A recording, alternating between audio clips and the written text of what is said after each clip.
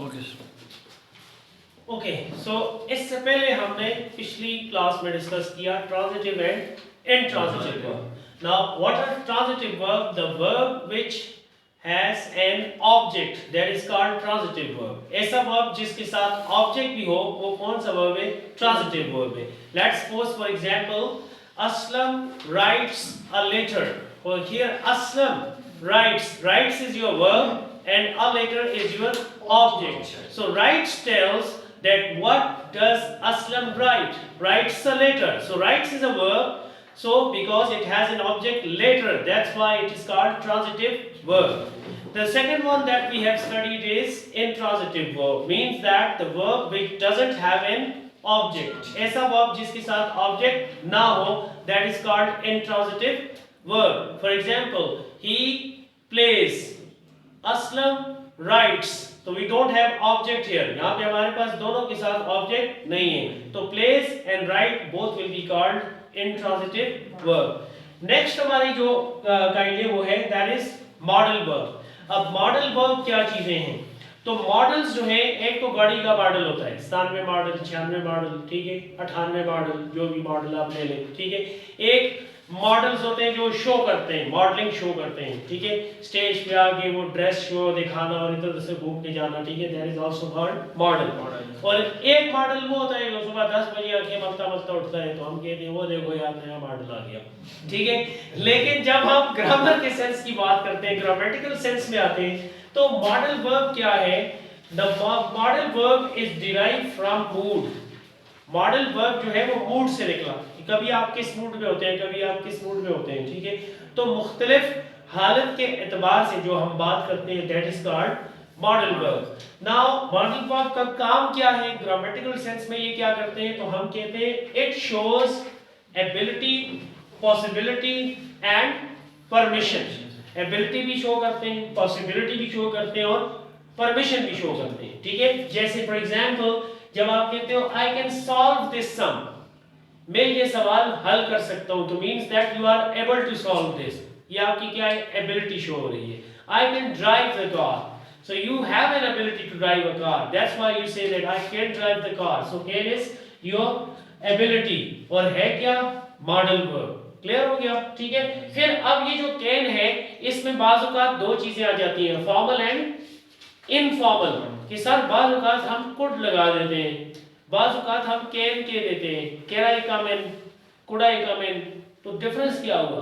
तो डिफरेंस ये हुआ कि जो आपका कैन है वो इनफॉर्मल है, ठीक है। Can with friends and family आप इस्तेमाल कर सकते हैं, और कुड जो है ये पोलाइट रिक्वेस्ट है। Could is used for making polite request, जब आप किसी पोलाइट रिक्वेस्ट करते हैं। लेट्स सपोज आप खाना खा रहे हैं, तो आपके वालिद साहब सामने बैठे हैं, आपके बड़े भाई बैठे हैं, तो आप उनको कहेंगे could you pass the salt please, तो ये पोलाइट रिक्वेस्ट है। आप उनको ये नहीं कह सकते है जरा नमक नहीं, so we can't say this like, okay. और जब आपके कोई दोस्त बैठे हुए हैं तो उसमें आप इनफॉर्मली डिस्कस कर सकते हैं, can you pass the salt, ये नमक दोगे जरा, ठीक है। इनफॉर्मली आ गया, डिफरेंस सिर्फ ये होता है फॉर्मल एंड इनफॉर्मल का, ठीक है। अच्छा नेक्स्ट आ गया it may rain, it may rain, शायद बारिश हो जाए, पॉसिबिलिटी है, इम्कान किसी चीज का जाहिर करना, it may rain, so this is possibility. फिर इस तरह से ये दूसरी इजाजत के लिए भी मे इस्तेमाल होता है, जैसे मे आई कम इन, ठीक है, can I come in, you can also say can I come in, but can I friends के लिए, मे आई रिस्पेक्टेड पर्सनालिटी के लिए, टीचर है या कोई आपके बुजुर्ग हैं, तो आप पोलाइट रिक्वेस्ट लेके अंदर आएंगे, मे आई कम इन, क्लियर। फिर इसी तरह से आप कोई चीज मांग रहे हैं, फेवर के लिए भी आप इस्तेमाल कर सकते हैं, may I have your pen please, जरा ये मुझे पेन देंगे, may I have a favour from you, क्या आप मेरी मदद कर सकते हैं, ठीक है। This is also called possibility. फिर थर्ड वन क्या है? Can I have your pen, तो यहां पर ये परमिशन है, परमिशन ग्रांट करने के लिए, ठीक है, कि आप परमिशन दे रहे हैं। तो लेकिन याद रखें परमिशन जब आप लेंगे तो आप मे का वर्ड इस्तेमाल करेंगे।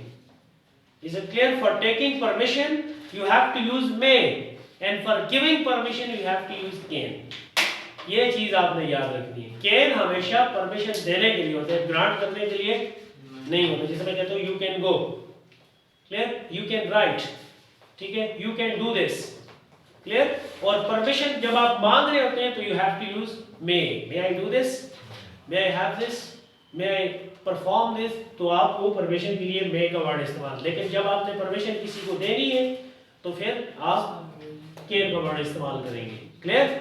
तो अब आपके पास मॉडल वर्ब कौन कौन से हैं? can, could, may, might, should, would, perhaps, ought to।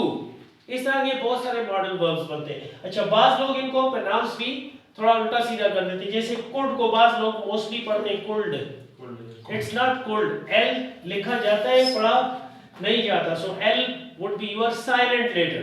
Clear? So can, could, may, might, should को ज्यादातर लोग शुड पढ़ते हैं, ठीक हो गया? तो एल जो है वो लिखा जाएगा पढ़ा नहीं जाएगा, शुड। वुड, अब वुड को वुल्ड पढ़ते हैं, ठीक है? So it's wrong pronunciation, would. Perhaps, ought to. अब ये क्या है? कैन का यूज, डिफरेंट यूजेस क्या हैं? कुड के डिफरेंट यूजेस क्या हैं? मे के डिफरेंट यूजेस क्या हैं? माइट के डिफरेंट क्या हैं?